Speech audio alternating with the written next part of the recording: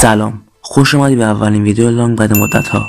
البته امیدوارم که لانگ باشه. چند وقت پیش یه شورت ویدیو راجع به فولمتال آلکمیست برادرهود ساختم و گفتم وای خیلی خوبه و فلان، ولی من فقط 4 اپیزودش دیده بودم. پس منطقاً از حجم خوب بودن و شاهکار بودنی که این اثر در ادامه به نمایش میذاره مطلع نبود. و راستش رو بخوای صرفا برای تولید محتوا بعد 4 اپیزود اومدم تعریف کردم، ولی الان که تمومش کردم اومدم یه لانگ ویدیو بسازم راجبش، چون شاهکار بود این اثر. زیاد زیر نزن، ویدیو رو شروع کن. اوکی، ولی خیلی بیادبی. این شاهکار از استودیو بونز 2 تا ورژن داره، یکی فولمتال آلکمیست که قدیمی تره، یکی هم فولمتال آلکمیست برادرهود که موضوع این ویدیو راجع بشه. اون قدیمیه چون مانگا هنوز تمام نشده بود، سازنده یک پایان جدا ساختن براش از خودشون، ولی برادرهود از مانگا ساخته شده که خیلی بهتره، خدا وکیلی بهتره.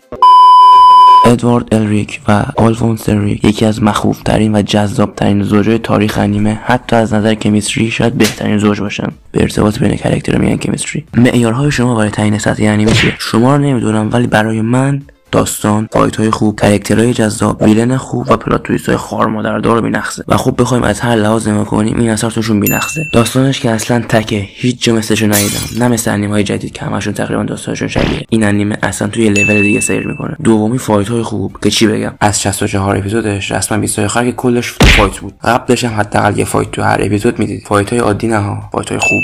از نظر کاراکترهای جذابم که خب منظورم واژگون نیست، داشتن داره، ولی خب منظورم اون شخصیت پردازی بی‌نقصیه که دارن کاراکتراش. اونم نه یک کاراکتر، نه دوتا، چندین کاراکتر به این صورتن. و خوب لذت میبریم با دیدن این حجم از مهارت تو شخصیت پردازی. این انیمه به شخصیت پردازی هر کاراکتر دقیقاً به اندازه که باید زمان میده تا شما دقیقاً به اندازه که نیازه بفهمین از گذشته‌اش و با اون کاراکتر همدردی کنین یا متنفرشین ازش. ویلنش هم که چیزی نگم بهتره، واقعا خوب. درسته که شاید یک از نقطه ضعف‌هاش در برابر انیمه‌هایی مثل ناروتو، بلیچ و ون پیس همین ویلنش باشه، ولی خب توجه داشته باشین که اون سه تا شاهکارن در زمینه ویلنش واقعا خوبه، ولی خب در سطح اون انیمه ها نیست. آخری هم که نگم راجع به پلات تویستاش که کورکاتون میریزه. بلد نیستم چه جوری ویدیو رو تموم کنم.